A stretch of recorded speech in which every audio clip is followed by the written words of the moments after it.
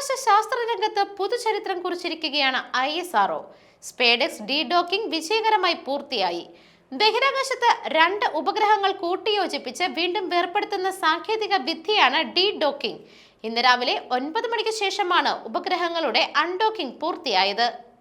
സ്വന്തമായി ബഹിരാകാശ നിലയം സ്ഥാപിക്കാനുള്ള രാജ്യത്തിന്റെ ശ്രമങ്ങൾക്ക് ഏറെ നിർണായകമാണ് ഡീഡോക്കിംഗ് വിജയം. ഇതോടെ ഡീഡോക്കിംഗ് സാങ്കേതിക വിദ്യ സ്വന്തമാക്കുന്ന 4ാമത്തെ രാജ്യമായി ഇന്ത്യ മാറി. US, ചൈന, റഷ്യ എന്നീ രാജ്യങ്ങളാണ് ഈ നേട്ടം കൈവരിച്ച മറ്റു രാജ്യങ്ങൾ.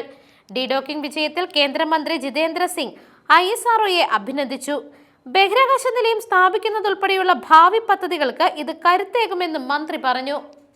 News desk Magnavision.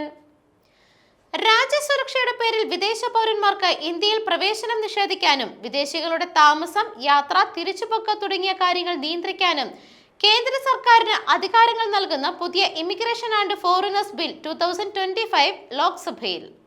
മൗലികാവകാശങ്ങൾ ലംഘിക്കുന്ന പല വ്യവസ്ഥകളുമുള്ള ബിൽ അടിയന്തരമായി പിൻവലിക്കുകയോ സംയുക്ത പാർലമെന്ററി സമിതിയുടെ പരിഗണനയ്ക്ക് വിടുകയോ ചെയ്യണമെന്നാണ് പ്രതിപക്ഷം ആവശ്യപ്പെട്ടിരിക്കുന്നത്.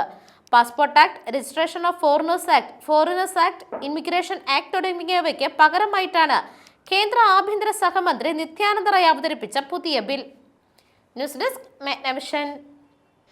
രാജ്യത്തെ ദാരിദ്ര്യമില്ലാതാക്കാൻ കൂടുതൽ തൊഴിലവസരങ്ങൾ സൃഷ്ടിക്കണമെന്ന് ഇൻഫോസിസ് സഹസ്ഥാപകൻ NR നാരായണമൂർത്തി. സൗജന്യങ്ങളും ഇളവുകളും നടപ്പിലാക്കുന്നത് ദാരിദ്ര്യത്തെ ഇല്ലാതാക്കാൻ സഹായിക്കില്ല എന്നാണ് NR നാരായണമൂർത്തിയുടെ നിലപാട്. മുംബൈയിൽ സംഘടിപ്പിച്ച വ്യവസായികളുടെ സംഗമത്തിലായിരുന്നു ഇൻഫോസിസ് സഹസ്ഥാപകന്റെ പരാമർശം.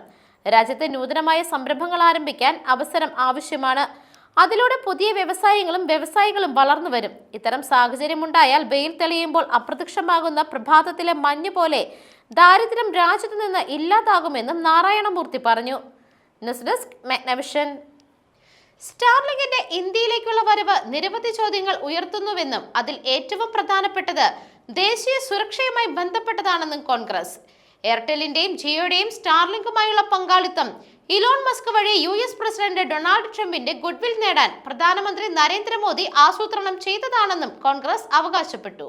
സ്റ്റാർലിങ്കിന്റെ ഇന്റർനെറ്റ് സേവനങ്ങൾ ഇന്ത്യയിലേക്ക് കൊണ്ടുവരുന്നതിനായി ഇലോൺ മസ്കിന്റെ SpaceXുമായി കരാർ ഒപ്പിട്ടതായി റിലയൻസ് ഇൻഡസ്ട്രീസിന്റെ അനുബന്ധ സ്ഥാപനമായ ജിയോ അറിയിച്ചതിന് പിന്നാലെയാണ് കോൺഗ്രസിന്റെ പ്രസ്താവന.